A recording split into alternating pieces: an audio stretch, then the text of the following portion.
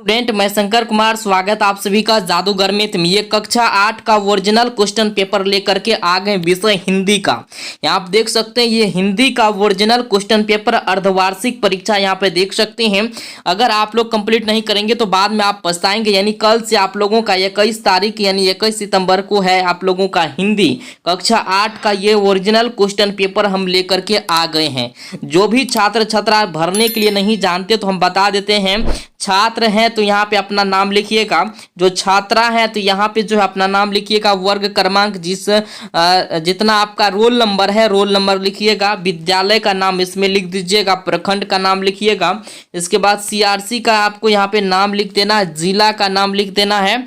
इसके बाद यहाँ पे आना, देखिए रिक्त स्थानों की पूर्ति कीजिए। पहला क्वेश्चन ये 5 नंबर आपका छूट जाएगा, नहीं तो आपको आसानी से जो है एकदम दिमाग को शांत करके इसको समझना है। बुरी है आग पेट के, बुरे हैं दिल के, तो ये आप हिंदी में पढ़े होंगे तो ये हो जाएगा दाग। चलिए इसके बाद ख में हमारे डॉट डॉट को मंजिलों का इंतजार है, जिंदगी, ये आपको क्या भरना है इसमें, जिंदगी को मंजिलों का इंतजार है। इसके बाद बाल गोविंद भगत अपनी खंजरी लिए बैठे थे। इसके बाद दूर दुनिया का मेरे दम से सवेरा यानी हो जाए या अंधेरा हो जाए, इसके बारे में आप पढ़े होंगे, दूर दुनिया का मेरे दम से सवेरा हो जाए। इसके बाद हुंडरू का पानी चक्कर काट कर, हुंडरू का पानी चक्कर काट कर जो है नीचे गिरता है या छलांग लगाता है या सीधे गिरता है, तो सीधे नीचे गिरता है ना, तो ये आपको भर देना है। यहाँ पे आप लोग हिंदी पढ़े होंगे। इसके बाद यहाँ पे मिलान चिन्ह आएगा, देखिए निम्न में काव्य पंक्तियों का मिलान कीजिए, स्तंभ अ स्तंभ ब। तो काम कितना ही कठिन हो उकताते नहीं, तो उकताने वाला यहाँ पे आपका है, उकताते नहीं, इसमें आपको क्या करना है, मिला देना, उकताते नहीं 4 में। इसके बाद यहाँ पे है दीर्घ सांस ना लेहू दुख, तो ये आप पढ़े होंगे तो आपको पता होगा। इसका जो आंसर शीट हम बना करके जो है वीडियो के लास्ट में आपको दे देंगे, ठीक है। वीडियो के लास्ट में इसका आंसर आपको मिल जाएगा। पहले यहाँ पे देख लेते हैं, देखिए ये दिए गए शब्दों के पर्यायवाची, ये भी आपको 5 नंबर यहाँ पे मिलेगा। तो भाव का पर्यायवाची आपको हो जाएगा भावना, क्या हो जाएगा, तो आपको यहाँ पे लिखना है भावना, क्या लिखना है, भावना। चलिए आप फटाफट कॉपी में इसको नोट करते जाइए। इसके बाद यहाँ पे आपका हो जाएगा नर का, नर का आप लिख सकते हैं, जन भी लिख सकते हैं, मानव, तो मानव ही लिख दीजिए, क्या लिखना है, मानव।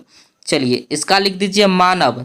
इसके बाद बाधा है तो बाधा का आप विघ्न भी लिख सकते हैं या संकट या अड़चन, कुछ भी लिख सकते हैं, तो हम लिख देते हैं यहाँ पे संकट, ठीक है, संकटे लिख देते हैं। इसके बाद यहाँ पे है तन, तन का हम लिख सकते हैं काया या देह, तो हम लिख देंगे देह या काया भी आप लिख सकते हैं। इसके बाद नीर का, नीर का तो जानबे करते हैं जल होता है, पानी होता है, तो हम पानी लिख देते हैं। चलिए ये आपका 5 नंबर फिक्स हो गया, आप स्क्रीनशॉट लीजिए या तो कॉपी में लिखिए। इसके बाद यहाँ पे निम्नलिखित शब्दों से वाक्य बनाइए, क्या बोल रहा है, वाक्य बनाइए निम्नलिखित शब्दों से। विद्यालय का वाक्य क्या होगा, राम और श्याम विद्यालय जाता है, लिख दीजिए राम और श्याम, राम और श्याम जो है विद्यालय, इसी तरह से आपको लिखना है, विद्यालय जाता है, लिख देना है विद्यालय जाता है। चलिए आप लिख दिए होंगे और आप चाहते स्क्रीनशॉट भी लिख सकते हैं। इसके बाद यहाँ पे आपको लिखना दूसरा में समाचार पत्र, क्या है यहाँ पे, समाचार पत्र का वाक्य क्या बनेगा, राम का समाचार पत्र अच्छा लगा, ये भी लिख सकते हैं, राम का समाचार पत्र अच्छा लगा, लिख लीजिए। कोशिश का क्या होगा, यहाँ पे कोशिश जो है राम का कोशिश जारी है या श्याम का कोशिश जारी है, हम लोग कोशिश कर रहे हैं। 3 गो वाक्य बोले, 3 गो वाक्य में से कोनो एगो बना दीजिएगा। इसके बाद यहाँ पे है कल्पना, तो कल्पना का वाक्य क्या होगा, कुछ भी आप बना सकते हैं, हम लोग कल्पना कर रहे हैं या राम के प्रति श्याम कल्पना कर रहा है, तो आप यहाँ पे जो है कोई भी सा वाक्य एक बना के लिख दीजिएगा। निष्कर्ष, तो यहाँ पे लिख सकते हैं आप जो है राम के बारे में कुछ निष्कर्ष निकला है, या कुछ आप अपने दिमाग से लिखिएगा ताकि आपको जो अच्छा लगे वही वाक्य को सुंदर से बना के लिखिएगा, ठीक है। या तो हम लोग निष्कर्ष निकालते हैं, हाँ, तो ये भी आप लिख सकते हैं। इसके बाद यहाँ पे 5 नंबर में देखिए, निम्नलिखित प्रश्नों के उत्तर 2 वाक्यों में लिखिए। 2 वाक्यों में लिखना है। ये 5 दूनी 10 नंबर आपका छूट जाएगा। आराम से एकदम कान पटा के सुनना है। देखिए, मेला जाने से पहले हामिद दादी से क्या कहता है? तो मेला जाने से पहले हामिद अपनी बूढ़ी दादी अमीना से कहता है, तुम डरना नहीं, तुम डरना नहीं, मैं सबसे पहले आऊँगा, बिल्कुल ना डरना। यह जो है प्रश्न जो है मुंशी चंद्र द्वारा लिखा गया है। तो आप आसानी से लिख सकते हैं कि नहीं, बताइए। फिर से वीडियो चला के आप लिख सकते हैं। तो फिर से हम बोलते हैं, मेला जाने से पहले हामिद अपनी बूढ़ी दादी से अमीना से कहता, तुम डरना नहीं अम्मा, मैं सबसे पहले आऊँगा और बिल्कुल ना डरना। ठीक है। इसके बाद यहाँ पे ईर्ष्या के लाभदायक पक्ष क्या हो सकते हैं, बताइए। देखिए 10 नंबर का बात है, छूट जाएगा, कान खोल के सुनिए। ईर्ष्या का लाभदायक पक्ष यह है कि व्यक्ति के मन में प्रतिद्वंद्विता के भाव विकास करती है, जिसे ईर्ष्यालु व्यक्ति को, जिसे वो ईर्ष्या का भाव रखता है, उसके समान बनने की प्रेरणा मिलती है।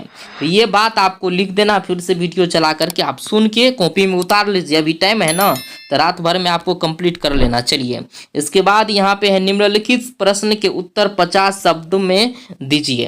त्योहार हमारे जीवन के अभिन्न अंग है, इस कथन की व्याख्या कीजिए। अथवा अब अपने देश की उन्नति के लिए आप जो है क्या क्या करेंगे।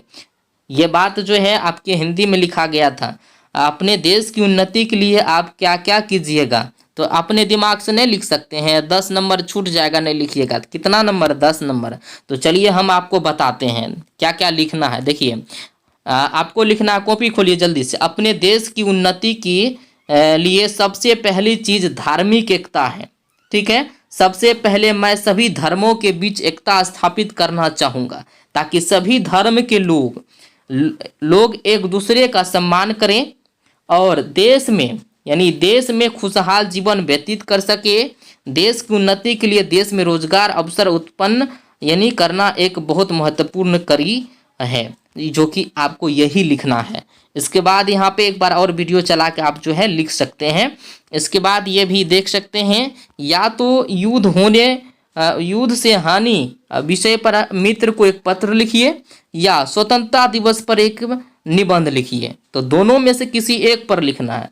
तो हम जो है लिखे हैं, तो स्वतंत्रता दिवस पे 10 नंबर मिलेगा। 15 अगस्त 1947 के दिन हमारा देश गुलामी की बेड़ियों को काटकर ब्रिटिश शासन के चंगुल से आज़ाद हुआ था। ये लिख दीजिएगा। फिर से बोलें, 15 अगस्त 1947 के दिन हमारा देश गुलामी की बेड़ियों को काटकर ब्रिटिश शासन के चंगुल से हमारा देश जो है आज़ाद हुआ था। ठीक है, इतना लिख दीजिएगा। फिर लिखिएगा, इसके बाद यह दिन भारत का स्वर्णिम इतिहास में अंकित हो गया। हर भारतीय 15 अगस्त के इस खास दिन को स्वतंत्रता दिवस के तौर पर बड़ी धूमधाम से मनाते हैं। ठीक है, यही सब चीज़ आपको लिखना। फिर से वीडियो चला करके आपको लिख लेना है। चलिए, पूरा का पूरा आपको जो है क्वेश्चन आंसर हम करवा दिए। आप कॉपी में जल्दी से लिख लीजिए सुन के, और सभी को शेयर कर दीजिए जल्दी से जल्दी। जो आप लोग जो है 60,000 सब्सक्राइबर पूरा करने में मदद करें, और अपना फैमिली जो 60,000 जो है जल्द से जल्द जो है पूरा करें। और जो है ओरिजिनल क्वेश्चन पेपर जो है आप लोगों को रेगुलर हम दे रहे हैं। तो ओरिजिनल क्वेश्चन पेपर आप लोग जो है सभी को शेयर करते रहें, ताकि सभी बच्चे को जो हेल्प हो। ये पूर्णिया जिला क्वेश्चन पेपर था। जितने भी छात्र छात्रा कमेंट जरूर करना पूर्णिया से। थैंक यू, धन्यवाद।